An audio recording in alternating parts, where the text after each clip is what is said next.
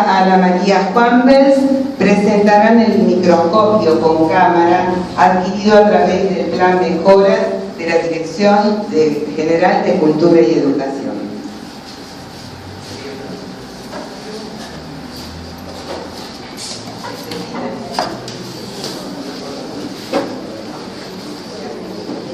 Bueno, buenas tardes a todos. Me gustaría, antes de hablar de la tecnología y de qué es lo que vamos a ver, tener una idea de dimensiones, de tamaños que nos va a permitir ver el microscopio. Si la unidad de medida es un metro, vamos a trasladarlo de otra forma. Si una cuadra tiene 100 metros, 10 cuadras tienen 1000 metros, la milésima parte de 10 cuadras es 1 metro.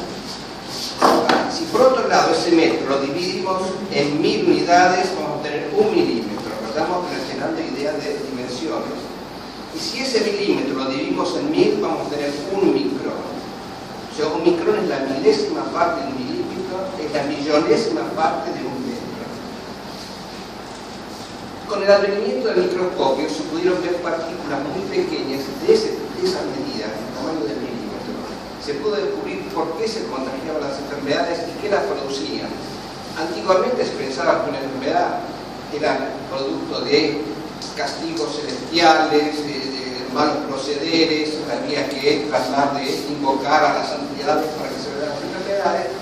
Después vino la parte más racional y se pensó que eran efluvios que salían del organismo que transmitían enfermedades, pero hasta que en el siglo XVIII no se descubrió el microscopio, gracias a la gran evolución que tuvo la física y la química y todas las ciencias, que se pudo armar este dispositivo que permitió ver elementos muy pequeños del tamaño de un micrón.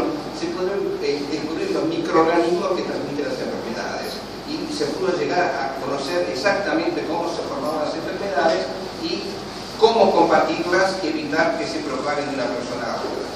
Por otro lado, la biología se desarrolló muchísimo, que es toda la parte que tiene toda la parte del organismo, porque todo lo que pasa dentro nuestro, para visualizarse muy bien, hay que también dominarlo con el microscopio, que es una célula. Y cuando hay un tumor que la célula tiene alteraciones, si uno no hace un corte de tejido y mira la célula, no tiene exactamente el diagnóstico de que es un tumor. Si hay un trastorno en los glóbulos blancos que forman parte de la sangre, por más que suponga que hay una enfermedad muy cruenta como ser una leucemia, si uno no los observa no puede tener un diagnóstico certero. Y todo esto gracias al microscopio, que podemos ver partículas del tamaño de aproximadamente 1 micrón o un poco menos. Por ejemplo, para cuando vamos a... estos son glóbulos rojos, pero normalmente, o sea, en el organismo se ven rojos. La sangre no se corta un dedo, es rojo porque los glóbulos son rojos. Pero para poder ver bien toda la, digamos, todos los detalles muy finos de lo que queremos mirar, se hacen coloraciones. Entonces, esas coloraciones alteran un poco el color de hematí, nos permite mirar los glóbulos blancos, que son estos elementos que son parte de la defensa del organismo. O sea, se sabe qué cantidad de glóbulos rojos hay normalmente, qué cantidad de glóbulos blancos y cómo pueden estar variados estos elementos en las distintas enfermedades. A su vez, glóbulos blancos hay 5 tipos de glóbulos blancos distintos y en distinta proporción normalmente. Estos pueden modificarse, variar de acuerdo a las distintas patologías. O sea que todo ese tipo de observaciones nos permite a nosotros confirmar diagnósticos, no solamente confirmarlos, sino hacer diagnósticos. Estos pequeños elementos que ven acá, muy chiquitos, son plaquetas, que son pequeños elementos que intervienen en la coagulación de la sangre. Hay un número normal de plaquetas en la sangre que tenemos que tener presente. Muchas veces hay problemas de hemorragias, falta de coagulación, por falta de plaquetas. No solamente por falta de plaquetas, sino por el trastorno en la morfología y en el tamaño de la misma. Por más que estas plaquetas tienen un tamaño alterado, son mucho más grandes, o no se unen para formar coágulos, puede haber hemorragias, puede haber trastornos muy importantes. O sea que todo esto es parte de la biología. Todo esto lo actualizo y lo permite el microscopio. O sea, estamos que es fundamental para hacer todo este tipo de diagnóstico. ¿Qué tenemos? Bueno, ¿Por qué es un glóbulo rojo redondo?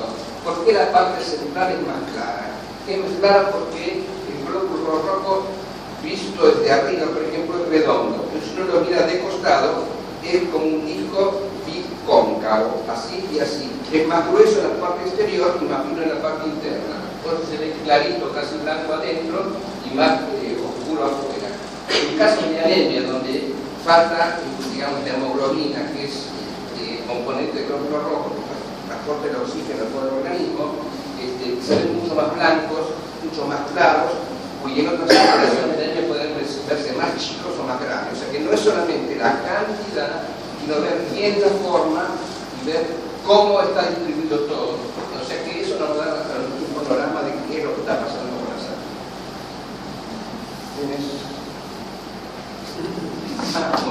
esto que están viendo acá, bueno, esto es un extendido de materia fecal.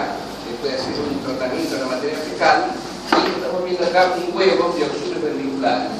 Es un parásito que se desarrolla en el intestino y por la noche la hembra sale con los huevos en la parte exterior del ano, segrega una sustancia y la tiene en la parte exterior del ano. Eso da comezón, da prurito, hace que uno se rasque sin darse cuenta, y si no hay higiene bien y uno no tiene la más menor idea de lo que pasa, lo está pasando todo lo que está, llevándolo en la comida, en los alimentos, en las toallas que se seca, ingiriéndoselos uno mismo si se mete en la boca. O sea que es muy importante hacer todo el diagnóstico. Y esto no lo podemos hacer el diagnóstico si no estamos viendo los huevos, salvo que por ello eventualmente se pueda ver en una deposición de materia fecal uno de los parásitos, pero en general se ve por los huevos. Y todo esto que ustedes ven acá son detritos, o sea, residuos que aparecen en la materia fecal. Esto es lo que nos interesa. Y acá adentro están viendo la larva del superfluado, esto es la larva. Cuando el huevo es ingerido, por el cambio de pH que hay en el intestino, en la primera porción del intestino, se rompe el huevo, sale a la larva y empieza a hacer su vida natural.